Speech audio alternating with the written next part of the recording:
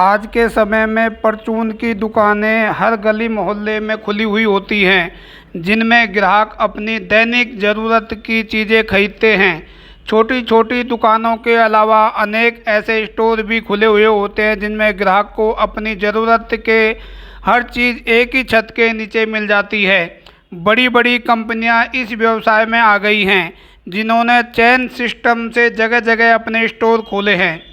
इन बड़े बड़े स्टोरों में अभिजात वर्ग के ग्राहक अपनी ज़रूरत का सामान खरीदते हैं और ये स्टोर पॉश कॉलोनियों में खुले हुए हैं।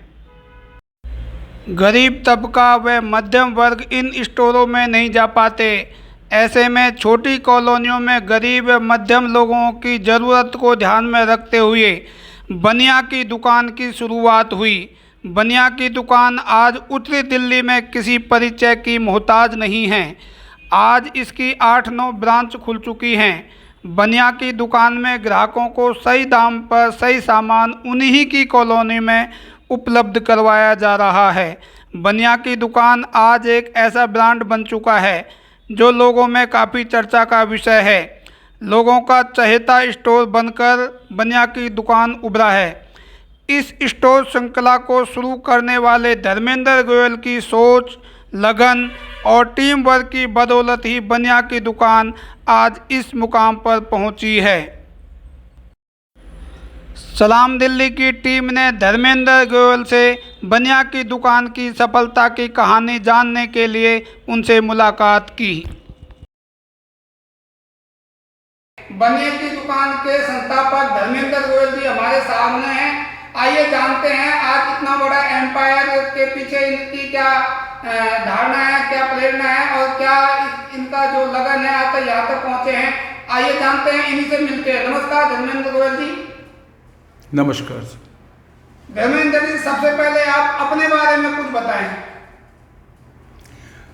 मेरा बताने में को खास उल्लेखनीय व्यक्ति नहीं हूँ मैं, लेकिन एक कारण रहा जो मैं इस स्थिति में आया, वो है मेरी सोच।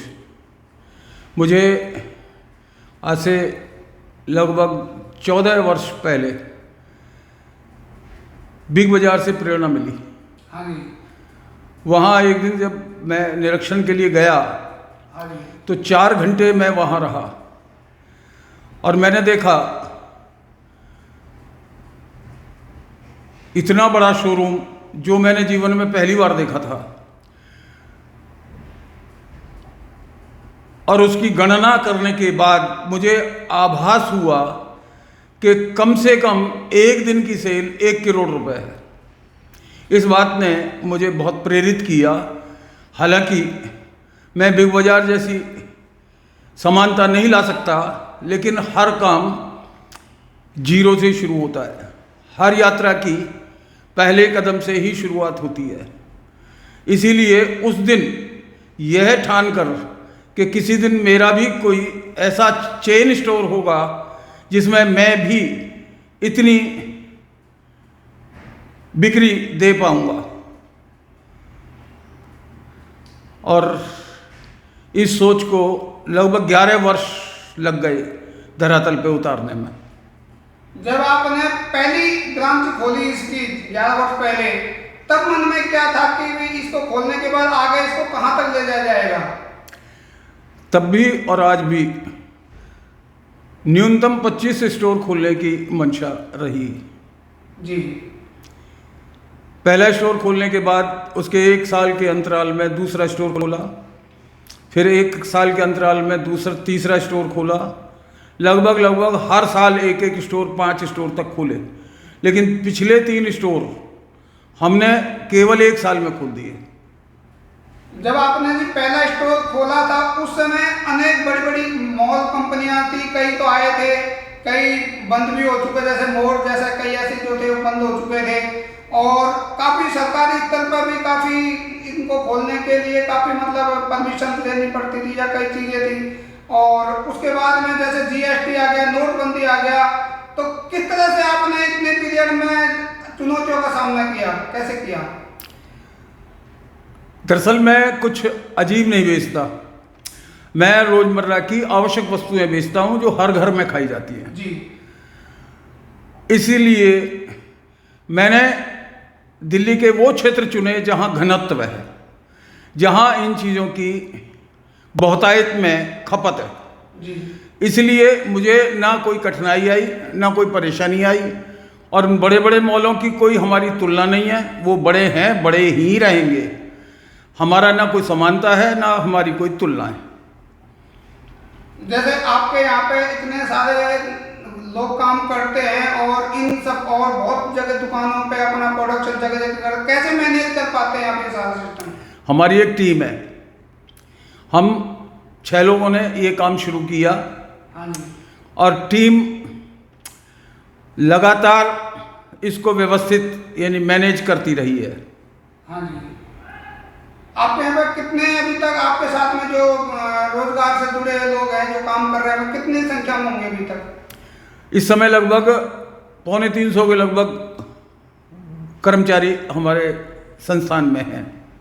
यानी एक तरह से आपने लोगों को रोजगार देकर उन परिवारों को, और एक तरह से ये भी एक देश सेवा है जो लोगों को आप रोजगार दे रहे हैं। धर्मेंद्र जी, अभी जैसे पीछे जीएसटी का मामला आया और नोटबंदी का मामला आया, उससे इस बिजनेस पर क्या प्रभाव पड़ा? हमारे इस ग्रोसरी के बिजनेस पे इन चीज़ों का कोई प्रभाव नहीं पड़ा। उसका एक महत्वपूर्ण कारण रहा कि ये सब आवश्यक वस्तुओं में आती हैं। हाँ जी। सब तरह की, यानी कि नोटबंदी और जीएसटी तो दूर, कोरोना महामारी में भी जबकि सारे बाजार बंद रहे, उसमें भी लोगों को खाने को तो चाहिए, और इसी वजह से हम कभी भी किसी दिक्कत में नहीं आए। जैसा कि अभी आपने बताया कि ऑनलाइन है, और ऑनलाइन का आजकल जमाना है, एफडीआई भी आ गई है और सरकार ने एफडीआई को मंजूरी दे दी। व्यापारिक स्तर पर बहुत सारे संगठनों ने इसका विरोध भी किया। तो एफडीआई को मतलब कितना सही मानते हैं, या ऑनलाइन कारोबार में इस पे जो आउटलेट है इन ऑफलाइन में कितना अंतर पाते हैं? हमारे देश में लगभग 2 वर्ग हैं, एक अभिजात्य वर्ग, एक सामान्य वर्ग। हाँ जी। और सामान्य वर्ग लगभग 70% है। हाँ जी। ये ऑनलाइन या एफडीआई की सेवाएं अधिकांश अभिजात्य वर्ग लेते हैं। हाँ जी। सामान्य वर्ग ऑफलाइन ही काम करते हैं। उन्हें स्वयं चुनना होता है कि मुझे दाल कैसी चाहिए, मुझे चावल कैसे चाहिए। इनमें अनंत प्रकार की भिन्नताएं होती हैं और वो स्वयं चुन कर ले जाते हैं। इसीलिए हमें ऑनलाइन की तुलना में ऑफलाइन काम ज़्यादा सूट करता है। लेकिन अधिकतर व्यापारिक संगठन है, चाहे खादी बावले के हो, चाहे वो कन्फेडरेशन ऑफ इंडिया हो, और बहुत सारे संगठन हैं, वो कहते हैं कि उन्होंने एक तरह से इसके एफडीआई के खिलाफ काफी आंदोलन छेड़ा। ऑनलाइन ने हमारे छोटे छोटे दुकानदारों को खत्म कर दिया है। इसके बारे में क्या कहेंगे? देखिए, जब हम काम करते हैं सही दिशा में और सही कर्तव्य निष्ठा से जब हम काम करते हैं, तो काम एक दिन अपने आप आंदोलन बन जाता है। हम एफडीआई बाहर की वो कंपनियां जो हिंदुस्तान में निवेश करेंगी इस नाम पर कि यहाँ रोजगार विकसित करेंगे। आप कोई भी काम करिए, रोजगार तो स्वतः ही विकसित होगा, स्वाभाविक है। लेकिन वो एफडीआई वाले या विदेशी कंपनियां जो यहाँ निवेश करेंगी वो अभिजात्य वर्ग के लिए करेंगी, वो पॉश कॉलोनियों में करेंगी। लेकिन हमारे जो पिछड़े हुए इलाके हैं, जैसे सबसे पहली शुरुआत की मैंने बुद्ध विहार से, दूसरी शुरुआत की सुल्तानपुरी से, यानी तीसरी शुरुआत की नांगलोई से, चौथी चंचल पार्क, पांचवा कुंवर सिंह नगर, छठा पूठ कलां, सातवां किराड़ी, आठवां शाहबाद मारकंडे, शाहबाद डेयरी में। ये सारे स्थान ऐसे हैं जहां पर अभिजात्य वर्ग ना के बराबर है, गरीब है, मध्यम लोग हैं। देखिए श्रीमान, अभिजात्य वर्ग में 250 गज की कोठी में 2.5 आदमी रहते हैं, और हमारे इस इलाके में 25 गज के प्लॉट में 25 परिवार के सदस्य रहते हैं। मेरे सामान की खपत मुझे लगता है कि यहाँ ज़्यादा है वहाँ की तुलना में, इसलिए मैंने इसको प्राथमिकता दी। अच्छा, अब दूसरे प्रश्न की तरफ आते हैं। धर्मेंद्र गोयल जी, आजकल बाजार में जितने भी आउटलेट हैं, चाहे वो किसी भी नाम ना ले सकते हम, लेकिन जैसे ऑर्गेनिक फूड की बात करते हैं, ऑर्गेनिक फूड में अधिकतर कंपनियां ऑर्गेनिक फूड बेचती हैं, कई उनके नाम पर बेचती हैं। तो इसके बारे में, मतलब ऑर्गेनिक फूड में आपकी दुकान में किस तरह का माल होता है? दोनों तरह का होता है, ऑर्गेनिक होता है? हमारे पास खाद्य वस्तुओं में सब तरह की भिन्नताएं हैं। अच्छा, हम किसी भी चीज़ को अवांछनीय नहीं समझते। हमारे पास इस वर्ग में भी सब तरह के ग्राहक हैं। एक सस्ती दालें खाने वाला भी है, एक महंगी दालें खाने वाला भी है, एक मीडियम दालें खाने वाला भी है। इसलिए हमें सारी तरह के वैरायटीज रखनी ही होती हैं। ऑर्गेनिक फूड की बात करें तो आज ऑर्गेनिक फूड का मतलब आगे क्या स्कोप मानते हैं आप? देखिए, ऑर्गेनिक तब से ज़्यादा प्रचलन में आया जब हमारी खेती किसानी में फर्टिलाइजर्स का इस्तेमाल बहुत अधिक हो गया। अन्यथा आज से 50, 60, 70, 80 साल पहले तक सब कुछ ऑर्गेनिक तो था ही। अब उसको नए रूप में मार्केटिंग करके अब बाजार में ला रहे हैं, लोग पसंद कर रहे हैं, ले रहे हैं, हम भी बेच रहे हैं। यानी आप मानते हैं कि ऑर्गेनिक फूड जो है आने वाले समय में इसका अच्छा स्कोप है? मूलतः इसका स्कोप ही स्कोप है। हाँ जी, हाँ जी।